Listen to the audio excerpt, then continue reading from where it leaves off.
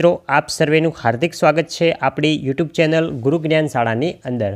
તો વિદ્યાર્થી મિત્રો આજના આ વિડીયોની અંદર આજે આપણે જે ધોરણ 3 જે તમારી દ્વિતીય વાર્ષિક પરીક્ષા છે 2025 એની અંદર અતિ મોસ્ટ એમપી મોડેલ પેપર છે ધોરણ 3માં વિષય અંગ્રેજીનું એનું આજે આપણે સંપૂર્ણ સોલ્યુશન આ વિડીયોની અંદર કરવાના છીએ।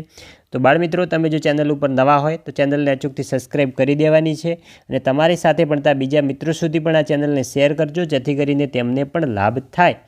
મિત્રો ચેનલને સબસ્ક્રાઈબ ના કરી હોય તો અચૂકથી સબસ્ક્રાઈબ કરી દેજો કારણ કે ધોરણ 3ના બીજા વિષયના પણ મોસ્ટ એમપી મોડેલ પેપરો તમને અમારી ચેનલ ઉપર મળી જશે અને મિત્રો એ તમામ મોડેલ પેપરોની લિંક આ વિડીયોના ડિસ્ક્રિપ્શન બોક્સમાં તમને આપેલ છે, ત્યાં જઈને મિત્રો તમે ધોરણ 3ના બીજા વિષયના પણ વિડીયો જોઈ શકો છો। તો આપણે આનું સોલ્યુશન સ્ટાર્ટ કરીશું। તો છે પ્રશ્ન 1નો અ કે પ્રશ્નો વાંચી યોગ્ય ઉત્તર સામે રાઇટ કરવાનું છે। આપણે પહેલો હુ લિવ્ડ ઇન ધ લેક એટલે કે તળાવમાં કોણ રહેતું હતું, તો આવશે 2 swans એન્ડ અ tortoise એટલે કે 2 હંસ અને 1 કાચબો। નેક્સ્ટ બીજો what did happy C in the sky, તો આવશે ઓપ્શન એ ઓપ્શન સી જે છે અ રેમ્બો। ત્રીજો જોઈએ કે what did the dog do, તો આવશે સ્ટાર્ટ બ્રેકિંગ એટલે કે ભસવાનું ચાલુ કર્યું। ચોથો છે what did the farmer do, તો આવશે લેડ અ ટ્રેપ। પાંચમો છે કે હુ જોઇનેડ ધ રોંગ ગ્રુપ, તો આવશે ક્રેન।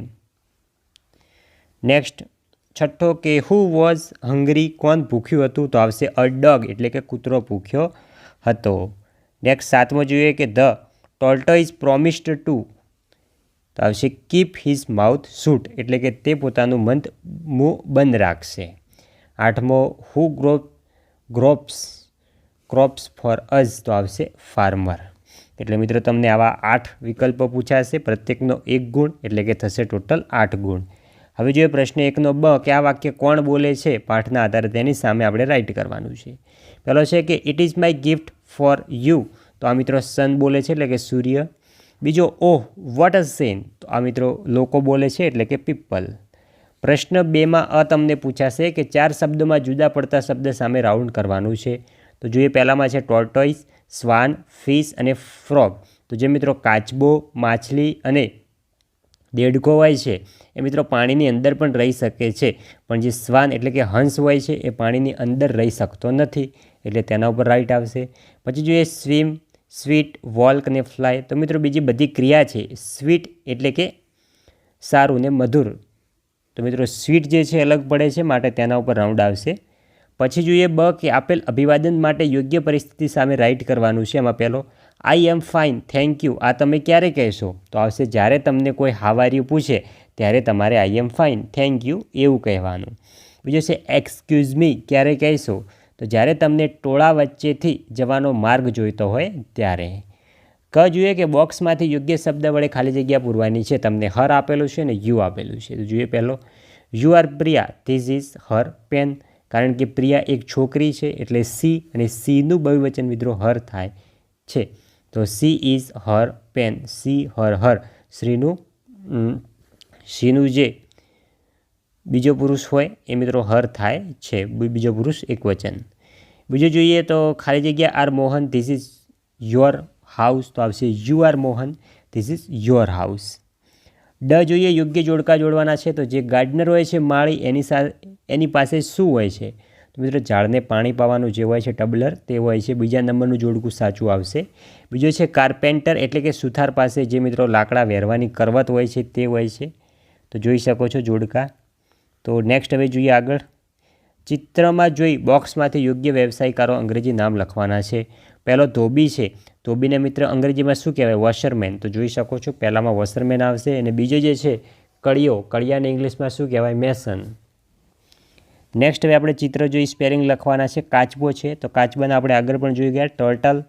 બીજો મિત્રો તમને હંસ આપેલો છે તો આવશે ફ્લેમિંગો। જોઈએ બ કે ચિત્ર જોઈ અવાજ દર્શાવતા યોગ્ય શબ્દ સામે રાઇટ કરવાનો છે। ગધેડો આપેલો છે તેની અંદર છે હી હાઉ છે એ મિત્રો સાચું આવશે। બીજો છે ઘેટું આપેલું છે તો જે બાબા છે એ મિત્રો આવશે રાઇટ। નેક્સ્ટ હવે જોઈએ ઉદાહરણ પ્રમાણે વાક્યને બહુવચનમાં ફેરવીને લખવાના છે। તો એક્ઝામ્પલ જોઈ શકો છો ધીસ ઇઝ અ નેસ્ટ, તો ધીસનું બહુવચન થશે these are nests. That is flamingo, તો એનું બહુવચન થશે those are sorry that is mangoes, તો એનું બહુવચન થશે ધોઝ આર મેંગસ. હવે જોઈએ પહેલો કે ધીસ ઇઝ અ ટેબલ, તો એનું બહુવચન તો ધીસ આર ટેબલ્સ. બીજો ધેટ ઇઝ મંકી, તો એનું બહુવચન ધોઝ આર મંકીઝ. હવે જોઈએ કે આપેલા ચિત્ર જોઈ નીચેના બોક્સમાંથી યોગ્ય એક્શન વર્ડ અંગ્રેજીમાં લખવાના છે. એટલે કે જે ક્રિયા દર્શાવેલી હોય એ આપણે અંગ્રેજીમાં લખવાના છે. તો પહેલું ચિત્ર છે એમાં છોકરો દોડી રહ્યું છે, તો મિત્રો આવશે રન. બીજું જે છે એક છોકરી દોરડું કૂદી રહી છે, તો એને મિત્રો સ્કીપ કહેવાય. નેક્સ્ટ આપેલ 4 શબ્દ કોષના ક્રમમાં આપણે ગોઠવવાના છે, એટલે કે ABCD પ્રમાણે એના સ્પેલિંગ ગોઠવવાના છે. તો મિત્રો ABCDમાં પહેલાં B આવશે આમાં. તો જોઈ શકો છો પહેલાં બનાના, પછી L એટલે લાયન, નેક્સ્ટ N એટલે નેસ્ટ, અને લાસ્ટમાં તમને T આવશે એટલે આવશે ટ્રી. નેક્સ્ટ હવે આગળ વધીશું તો J આવે એટલે જાસ્મિન, L એટલે લોટસ, M એટલે મંકી અને R એટલે રોઝ. સિમ્પલ તમને ABCD યાદ હોય તો તમે આમાં 2માંથી 2 માર્ક્સ મેળવી શકો. જો પ્રશ્ન 4નો કે કૌંસમાં આપેલ શબ્દ વડે ચિત્રનું વર્ણન કરવાનું છે. તો તમને એક ધજા આપેલી છે, તો ધીસ ઇઝ, તો મિત્રો શું છે આ ફ્લેગ. ઇટ ઇઝ એનો આકાર, તો આકાર કેવો છે ત્રિકોણાકાર એટલે કે ટ્રાયેંગલ. ઇટ ઇઝ તો એનું કદ કેવું છે, તો ઉપર કૌંસમાં શબ્દો આપેલા છે તો બિગ. ધેટ ઇઝ તો મિત્રો રંગ કેવો છે તો orange. It is made of, તો મિત્રો ટી તમને વચમાં આપેલો છે, તો મિત્રો ઉપર ખાલી એક જ સ્પેલિંગ બાકી રહ્યો ક્લોથ, તો આવશે CLOTH એટલે કે ક્લોથ. નેક્સ્ટ હવે જોઈએ કે ચિત્ર જોઈ યોગ્ય વિકલ્પ સામે રાઇટ કરવાનું છે.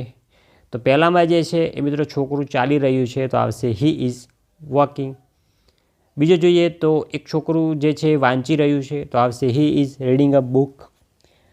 જોઈએ ગણતરી કરી સંખ્યા લખવાની છે. તો જો મિત્રો પેન્સિલનું જે આખો એક સમૂહ છે એ મિત્રો એની અંદર 10 પેન્સિલ છે, તમે જોઈ શકો છો. તો જે પ્રથમ છે એની અંદર ટોટલ 1 2 3 4 5 6 7 ને 8 જૂથ આપેલા છે. પ્લસ જે આગળ છે એમાં મિત્રો 5 5ના 2 એટલે કે 10 છે. એટલે આપણી ટોટલ પેન્સિલ થશે 90. નેક્સ્ટ બીજામાં જોઈશું તો બીજાની અંદર પણ 8 જૂથ છે અને સાઈડમાં તમને 7 પેન્સિલ અલગ આપેલી છે, તો થશે 87. ત્રીજો જે છે એની અંદર પણ 8 જૂથ છે અને સાઈડમાં તમને 2 પેન્સિલ અલગ આપેલી છે, એટલે ટોટલ થશે 82 એટલે કે 82. તો વિદ્યાર્થી મિત્રો આ હતું આપણું ધોરણ 3નું વિષય ઇંગ્લિશ વિષયની અંદર અતિ મોસ્ટ IMP પ્રશ્નપત્ર. વિદ્યાર્થી મિત્રો વિડીયો સારો લાગ્યો હોય વિડીયોને લાઇક કરીને જજો. ચેનલ ઉપર નવા હોય ચેનલને પણ અચૂકથી સબસ્ક્રાઈબ કરીને જજો. મળીશું આવનાર વિડીયો સાથે. ત્યાં સુધી આવજો. જય હિન્દ, જય ભારત.